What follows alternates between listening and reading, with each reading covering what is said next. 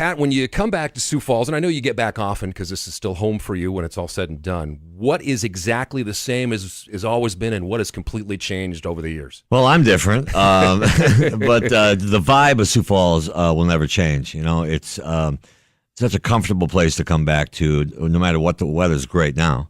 No matter what the weather, it's grown so much that, and I'm back a lot, but every time I come back, there's something new. But the core part of Sioux Falls remains the people, and I love coming back here. And you got all my buddies on your wall in here. It's a cool collection. Joe Walsh and Brett Michaels and Vince Neil and Elton John's an old friend, and Kenny Wayne Shepherd. All these guys are the guys I hang out with now. So funny to come in South Dakota and see them. I'm texting them all these pictures. It's funny. What did you take from Sioux Falls with you when you left here years ago? I think, believe it or not, a sense of humility, which doesn't seem like I did, but the values of South Dakota have always been with me. Family, hard work. I don't think I'd be where I am now if it weren't for hard work. I learned that here. I watched my dad work very hard, and I watched my dad also fail very hard from being an alcoholic and died of that disease. But I got to look at hard work here. I worked at Morel's, shoveled hamburger for a while. Learned quickly that wasn't going to be my career. But, hard work and move it along and just be nice to people. Learn that here. We've all threatened to write a book over the years, and you actually did it. I'll be back right after this. Was it a difficult decision to write the book? I wanted to tell my own story. So many people think they know my story, and go on Google and you can find bits and pieces. And Patrick Lally, he's not going to tell my story, the Argus leader. And I'll see him this week. But, I wanted to tell it in my voice, and my voice is distinct, the way I write, the way I talk, and it's been a big life and a great life. And it's a good story about redemption. It's good. There's a lot of good sports stories in there, entertainment stories, music stories, a lot about the Beatles in there. I was fortunate to know 3 of them, and very well. And there's a lot of stuff in there from a kid from South Dakota down by the tracks. Your story is well publicized. 4 times in rehab and some very public scandals. And so obviously, you call that a scandal? Well, there's some material in there for a book, obviously, and so there's lots to write about as well as your professional career. I was the first guy to try to get laid in New York City. But that being said, there's a lot of people that don't have the public side of it, but do have the struggles that can hopefully take something away from this. Well, getting sober in public I wouldn't recommend that. But the fact is, and thank you for that question, the fact is there are a lot of people who are searching for a way out of it's a disease. It's not a moral problem. And, organizations like We Face It Together here in Sioux Falls are trying to change the language of recovery. It's not shameful to be an alcoholic. It's not shameful to be in recovery. It's courage. And people have to realize that before they die, they can get help. And that's my mantra now. And you're dealing with the Face It Together folks, and you're partnering with them and doing a couple of book signings today at Josiah's from 11 to 1, and you'll be at Zambros tonight at 5. So when you look back, Pat, how much of what you went through was environmental? In terms of where you were, the lifestyle that you were leading, the money that you were making, the access that you had to things, and how much of it was personal in terms of some of the flaws you had? I don't think lifestyle has much to do with it. I could afford better wine, I guess. It's a disease. It's a brain disease, and they don't pick celebrities. They don't pick people with public profiles. It's something that happens to everybody. A lot of people, 26 million people, are alcoholics and are in recovery. 30 million haven't found recovery yet. And Face It Together, we're trying to make that happen for people, make it easy to get into recover. But to your question, the answer you're probably looking for is that, there's a little bit of entitlement involved when you're a celebrity. And so you think nothing can happen to you, but you're also under a tremendous microscope. And, I think most people who are in the public eye, like me, think that, nothing can happen to you. What happened to me was good. I discovered I was an alcoholic. I finally admitted to it and got help, and now I'm better than ever. You mentioned Plus, the microscope. I look good, don't I? You look great. You mentioned the microscope, and the microscope has gotten even bigger, especially with the advent of social media and how it's taken off. And now you got guys at TMZ that are following everybody around with a camera, waiting for somebody to screw up and do or say the wrong thing. It's certainly come forefront this week with what's going on in the NFL.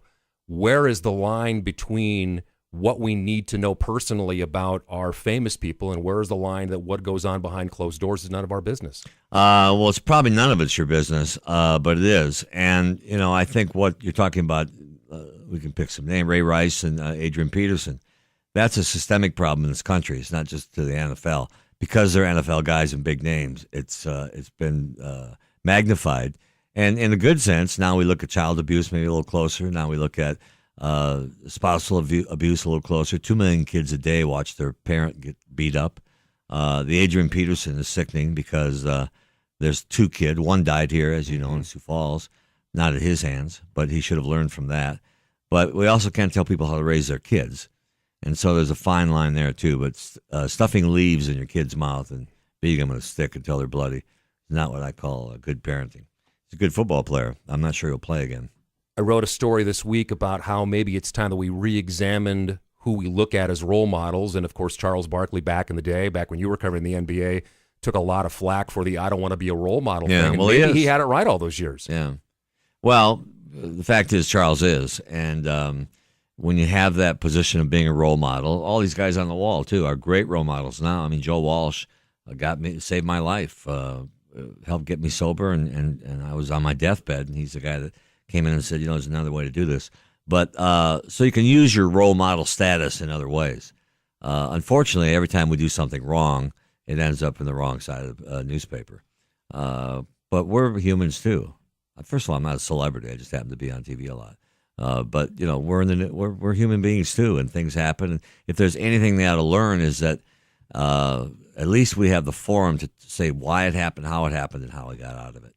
You've had your second chances to come back from things that have happened. Should these guys, specifically the guys we've been talking about in the NFL, should they have a chance to come back if they get their act together? Sure. I mean, second chance is what this country's about. And, I think what happened in the Ray Rice thing is that the justice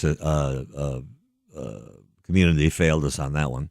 Adrian Peterson, they were all over it, so he'll pay his dues. Look at Michael Vick. I mean, he spent 18 months in prison, and now he's back and playing reasonably well. Hope he's not on your fantasy list, but and a stellar member of communities he lives in. So, yeah, I agree in second chances, but I don't agree with the way you look. My whatever I did was so minor compared to what nobody got hurt, didn't kill anybody, but someone's going to die, and people do die when you have a problem. Janae Rice could have died. I've covered a lot of boxing. He hit her 2 inches up her head, and she's, we're talking about a murder. Adrian Peterson's kid, God forbid, he could have had much bigger injuries other than a lifetime of emotional torture. So, yeah, I think we have to learn from these things and take a good look at them. I know there are heroes. I know Adrian Peterson is probably the greatest running back, second or third ever, but that's got to be put aside. Get his life together. How have your priorities changed over the years? Or have they? Oh, of course they have. I wake up every day now and say to myself, who do I want to be today, not who somebody else wants me to be. I help a lot of people. I spend an enormous amount of time helping other people find recovery and find a place to go, and that's what Face It Together is about here in Sioux Falls. But that's, my life is good. I have choices. I have good choices. I make good choices. I haven't changed all that much. I'm still a wise ass, but that's not going to change either. Is there one key thing that people need to realize to be able to make that change in their lives when they're struggling with that? Whatever the change that is they need to make, whatever obstacle they're trying to get through. You have to admit to yourself that you have a problem. I mean, let's take alcoholism. It's the only disease that people will not admit they have. The only one. People will say, I have cancer, but they won't say, by the way, I'm an alcoholic. Until you're forced to do it. And we don't want that to be that way anymore. We want people to have the courage to get out and get help. It is possible to change your life, but you have to change it in every way. But it's it's amazing to me. I was on Oprah Winfrey last week, and she's been an old friend. And by the way, Frank Sinatra told me not to drop names, so I try not to drop very many. But and we were talking about a life-changing event, and that's what happens. I almost died. That was my deal. I almost died from too much drinking. I was take 45 pounds off this body you're looking at. I mean, that's what I was. But I came back, and I got the courage to know the difference and the courage to change the things I can. And accept the things I can't change. That's my life today.